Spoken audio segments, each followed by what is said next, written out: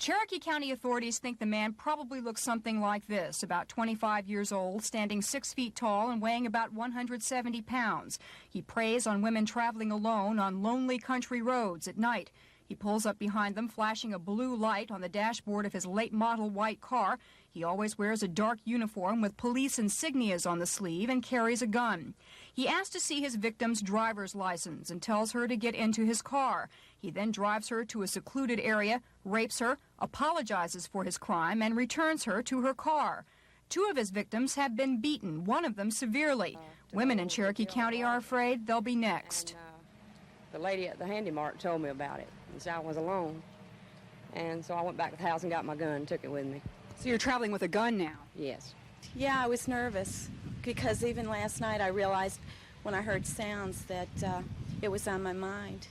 If they are approached with someone with a blue dash light, not the big dome lights, but the blue dash light, and they are alone, we're advising them not to stop, to proceed at a normal rate of speed to the nearest well-lit area, such as a store, a service station, a shopping center, something of this nature, where there's people at before she stops.